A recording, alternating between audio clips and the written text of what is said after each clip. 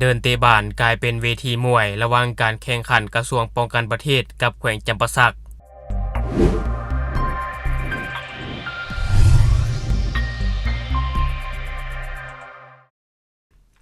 สบายดีท่านผู้ชมยินดีต้อนรับเข้าสู่รายการ Talk the New และในมื้อนี้เองข้าพเจ้าจะพาท่านผู้ชมมาเบิ่งการแข่งขันบานเตะซึ่งว่าต่อกับเหตุการณ์นี้จากการแข่งขันบานเตะกลายเป็นเวทีมวยระหว่างการแข่งขันกระทรวงป้องกันประเทศกับแขวงจำปาสักซึ่งก่อนที่เราจะไปอบรมกันในหัวข้ออื่นๆเราไปเบิ่งภาพเหตุการณ์นี้นำกันก่อน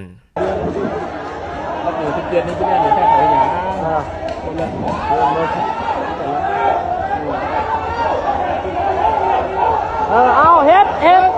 อา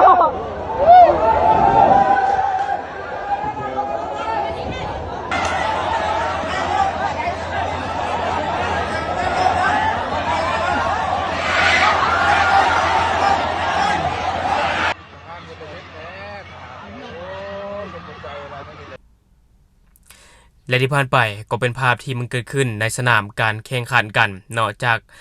เตะบานกลายเป็นการชกมวยท่านผู้ชมซึ่งว่าผู้ชมนอกจากจะเสียบานแล้วเนาะก็ยังมีการเสียมวยต่อ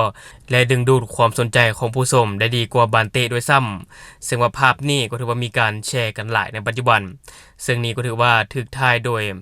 ผู้คนหลายคนเนาะที่ว่าเห็นเหตุการณ์แล้วก็กลายเป็นกระแสในโลกออนไลน์ทันทีที่ว่ามีการเผยแพร่ออกมา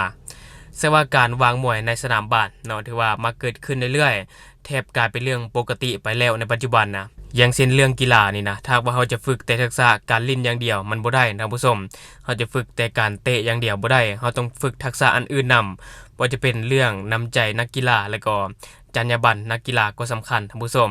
เพื่อภาพลักษณ์ที่ดีของวงการบาสเตะและวันนี้เรามาเบิ่งรายละเอียดของการแข่งขันในมื้อนั้นกันท่านผู้ชมซึ่งว่าข้าพเจ้าจะมาจากเพจ Lao Pre-Pro Army New ที่ว่าเขาจะได้ลงเอาไว้ซึ่งว่าผลการแข่งขันในแมตช์นี้ก็คือกระทรวงป้องกันประเทศเสมอกับแขวงจำปาสัก0-0ประตูก็คือในเมื่อวันที่12พฤศจิกายน2025นี่การแข่งขันบานเตะสายงานมหกรรมกีฬาแห่งชาติครั้งที่12อยู่ที่สนามกีฬากองทัพหลัก5ทีมกระทรวงป้องกันประเทศและทีมแขวงจำปาสักซึ่งว่ากินกันบ่ลงนะท่านผู้ชมกินกันบ่ลงแข่งขันกันอย่างดุเดือดตลอดระยะ90นาทีเสมอกัน0-0ซึ่งว่าแบ่งกันไปทีมละ1คะแนนเนาะสำหรับการแข่งขันบานเตะสายซึ่งว่าเป็นงานมหกรรมกีฬาแห่งชาติครั้งที่12ทีมกระทรวงป้องกันประเทศพบกับทีมแขวงจำปาสักซึ่งการแข่งขันในเครื่องเวลาทำอิฐทีมกระทรวงป้องกันประเทศเป็นฝ่ายของเกมหลายกว่าทีมแขวงจำปาสักและมีโอกาสได้ยิงประตูหลายครั้งแต่2ทีมบ่มีฝ่ายใดสามารถยิงประตูขึ้นนำได้ก่อนจบเกมการแข่งขันในเครื่องเวลาทำอิฐก็คือว่าเสมอกัน0-0ประตูเข้าสู่การแข่งขันในครึ่งเวลาที่2นอกเกมก็ได้ดำเนินไปด้วยความดุเดือดต่างฝ่ายก็เปิดเกมบุกใส่กันเฮ็ดให้บรรยากาศของการแข่งขันดำเนินไปด้วยเสียงกองเชียร์ดังก้องทั่วสนามต่อมาทีมแขวงจำปาสักมีโอกาสขึ้นนำก่อนจากจังหวะได้ยิงจุดโทษซึ่งรับหน้าที่ยิงโดยสังวรพิมพ์เสนแต่ผู้รักษาประตูทีมกระทรวงป้องกันประเทศสามารถป้องกันประตูไว้ได้เฮ็ดให้ยังเสมออยู่ที่0-0จากนั้นทีมฝ่ายกระทรวงป้องกันประเทศบุกอย่างต่อเนื่องและมีโอกาสขึ้นนำในจังหวะกองหน้าทีมกระทรวงป้องกันประเทศยิงเข้าประตูไปแล้วแต่ว่ากรรมการตัดสินให้เป็นลูกผิดกติกาเฮ็ดให้2ทีมยังเสมอกันอยู่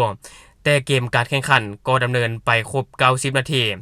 หมดเวลาในการแข่งขัน2ทีมเสมอกันแบบดุเดือด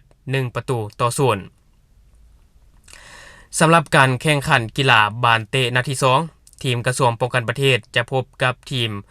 กระทรวงป้องกันความสงบในวันที่14พฤศจิกายน2025เวลา 15:00 นหรือว่า 3:00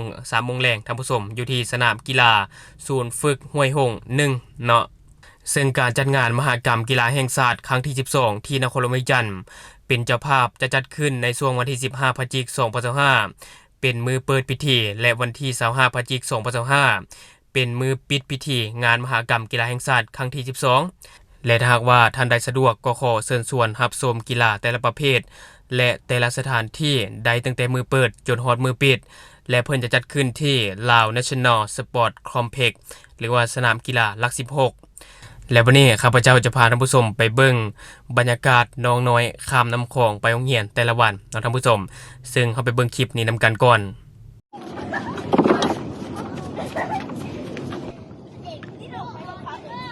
นี่นักเรียนตอนประเภทแต่ละมือตัวได้คามเฮือได้มาของเขาของเฮียนพี่น้องเอ้ยนี่แม่นบ่ฮะหาเสือตัวสีไม่เข้าได้ดิหาเสือตัวสีไม่ใส่โอ้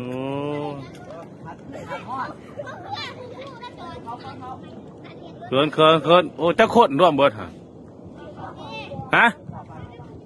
ทราบฝ่าย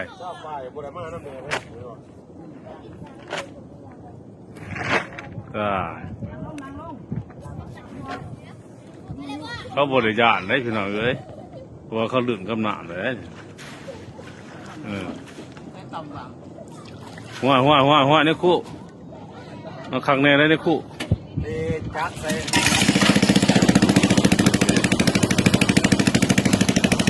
ถามเมื่อมันโอเคเจ้าเมื่อตรงในที่เฮือนี่ขามไปขามมาเสาแรกตรงในซื้อเขามากินพร้อมได้พี่น้องเอ้ยเพราะว่าเพิ่นบ้านเพิ่นอยู่บ้าน2 ปีเดี๋ยวต้องเที่ยวเขาไม่เห็นอยู่ทางของ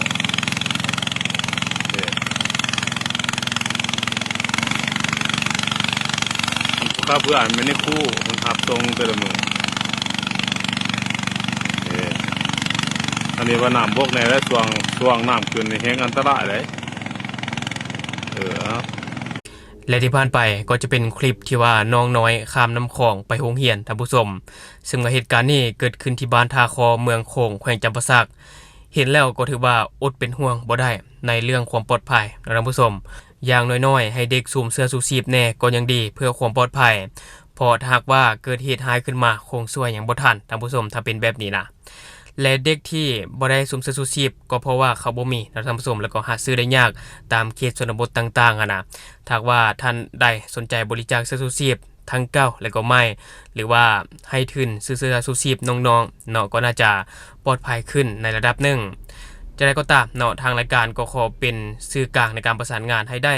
และก็สามารถติดต่อข้อมูลที่ขึ้นหน้าจอในตอนนี้ท่านผู้ชมพอในช่วงที่ผ่านมาเคยเกิดเหตุเรือหับส่งนักเรียนล่ม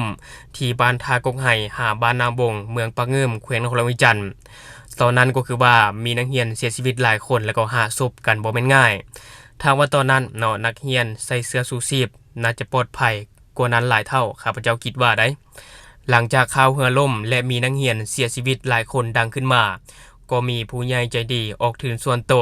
ให้ก่อสร้างขัวคอนกรีตอย่างดีให้เนาะซึ่งว่าทุกวันนี้นักเรียนและก็พ่อแม่ประชาชนสัญจรกันไปมาสะดวกถ้าว่าท่านใดสนใจช่วยน้องๆเนาะก็สามารถติดต่อเฮาจะยินดีประสานงานให้ท่านผู้ชมและทั้งหมดก็คือสิ่งที่ข้าพเจ้าอยากจะนำเสนอในมื้อนี้สำหรับท่านผู้ชมคนใดเบิ่งคลิปของเฮาแล้วยังบ่ได้กดติดตามช่องยังบ่ได้กดกระดิ่งแจ้งเตือนก็อย่าลืมเนาะไปกดเพื่อเป็นกำลังใจให้ข้าพเจ้าได้ผลิตคลิปดีๆแบบนี้ออกมาเรื่อยๆหรือสำหรับท่านผู้ชมคนใดอยากตับนิติเตียนก็สามารถฝากไว้ได้ภายใต้คอมเมนต์ของเราแล้วเราจะเข้าไปอ่านและก็ตอบแลกเปลี่ยนประสบการณ์นำกันอย่าลืมสนับสนุนกันด้วยการกดติดตามช่องขอขอบใจ